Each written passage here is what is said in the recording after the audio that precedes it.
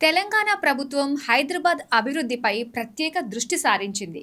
గత కొన్నాళ్లుగా ప్రణాళికల వరకే పరిమితమైన పలు కార్యక్రమాలకు కేబినెట్ గ్రీన్ సిగ్నల్ ఇచ్చింది. ప్రధానంగా నగరంలోని రోడ్ల అభివృద్ధి, తాగునీటి ప్రాజెక్టులకు మంత్రి మండలి ఆమోదముద్ర వేసింది. మొత్తం 4,000 కోట్లకు పైగా నిధులతో గ్రేటర్ సిటీలో పలు అభివృద్ధి పనులను చేపట్టనున్నారు. వికారాబాద్ జిల్లాలోని మరో 4 గ్రామాలను హెచ్ఎండిఏలో విలీనం చేయడంతో పాటు నియోపోలిస్ రిజర్వాయర్ నిర్మాణానికి భూమి కేటాయింపు, నగరంలో అత్యాధునిక జంతు సంరక్షణ కేంద్రం ఏర్పాటు తదితర ప్రభుత్వ నిర్ణయాలతో హైదరాబాద్ అభివృద్ధి మరింత వేగంగా జరగనుందని చెప్పడంలో ఏమాత్రం సందేహం లేదు.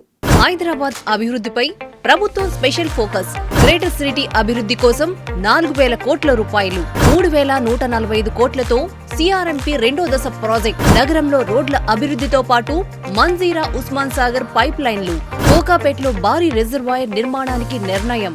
హైదరాబాద్ పరిధిలో comprehensive road maintenance programme CRMP second phase ను చేపట్టాలని ప్రభుత్వం నిర్ణయించింది.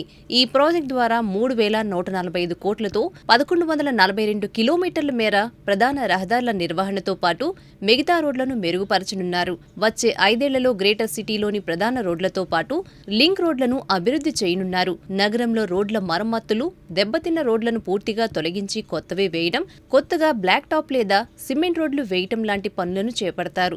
సిఆర్ఎంపీ సెకండ్ ఫేజ్ ప్రాజెక్టుతో హైదరాబాద్ రోడ్లకు మహర్దశ పట్టనుండడంతో ట్రాఫిక్ సమస్యలకు చెక్ పడనుందని భావిస్తున్నారు. హైదరాబాద్ నగరానికి తాగునీరు అందించే మంజీరా పైప్లైన్లను ఆధునీకరించాలని ప్రభుత్వం నిర్ణయించింది.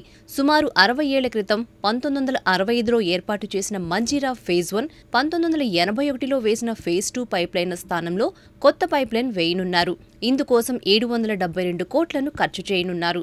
1,500 మిల్లీమీటర్ల వ్యాసం కలిగిన పైప్లైన్ ద్వారా కలబ్గూర్ నుంచి హైదర్నగర్ వరకు నీటిని పంపింగ్ చేస్తారు. ప్రతిరోజు 45 ఎంజీడీల మంజీరా నీళ్లు సరఫరా అవుతుండగా పైపులు పూర్తిగా దెబ్బతినడంతో కొత్తగా పటిష్టమైన మైల్డ్ స్టీల్ లైన్ వేయడం ద్వారా మరింత నాణ్యమైన తాగునీరు సరఫరా కానుంది. ఇక హైదరాబాద్ తాగునీటి సరఫరాలో కీలకమైన ఉస్మాన్ సాగర్ కాలువ స్థానంలో కొత్త పైప్లైన్ ఏర్పాటు చేయాలని ప్రభుత్వం నిర్ణయించింది. ఉస్మాన్ సాగర్ నుంచి ఆసిఫ్ నగర్ ఫిల్టర్ బెడ్ల వరకు 16 కిలోమీటర్ల మేర 1920లో కాలువను నిర్మించారు. గ్రావిటీతో రోజుకు 25 ఎంజీడీల నీటిని తరలించే సామర్థ్యంతో ఏర్పాటు చేసిన మరమ్మతులు, లీకేజీల కారణంగా ప్రస్తుతం 19 ఎంజీడీల నీరే సరఫరా అవుతోంది. ఈ క్రమంలోనే ఉస్మాన్ సాగర్ నుంచి ఆసిఫ్ నగర్ వరకు కాలువ స్థానంలో పైప్లైన్ నిర్మాణానికి 280 కోట్లను ఖర్చు చేయనున్నారు. ఈ ప్రాజెక్టు సైతం నగర దాహార్తిని తీర్చడంలో కీలక పాత్ర పోషించనుంది. కోకాపేట్ నియోపోలిస్ వద్ద జలమండలి ఆధ్వర్యంలో భారీ రిజర్వాయర్ నిర్మించాలని గతంలోనే నిర్ణయించారు. ఈ రిజర్వాయర్ నిర్మాణానికి గతంలో శారదా పీఠానికి కేటాయించిన 2 ఎకరాల భూమిని బదలాయించడానికి ప్రభుత్వం గ్రీన్ సిగ్నల్ ఇచ్చింది. కోకాపేట్ నియోపోలిస్ దగ్గర నిర్మించే రిజర్వాయర్ ద్వారా సమీప ప్రాంతాలకు తాగునీటి కొరత లేకుండా పక్కా ప్రణాళికతో ముందుకెళ్తోంది హైదరాబాద్ జలమండలి. ఇక హైదరాబాద్లో వీధి కుక్కలు, ఇతర జంతువుల కోసం ప్రత్యేకంగా జంతు రక్షణ కేంద్రం ఏర్పాటు చేయాలని నిర్ణయించారు. GHMC, Ramky foundation, all for animals foundation సంయుక్తంగా గోపన్పల్లిలో ఈ జంతు సంరక్షణ కేంద్రాన్ని ఏర్పాటు చేయనున్నారు. ఇందుకు సంబంధించిన స్థలం కేటాయింపుతో పాటు ప్రాజెక్ట్ పర్యవేక్షణ బాధ్యతలను జీహెచ్ఎంసీ నిర్వహిస్తుంది.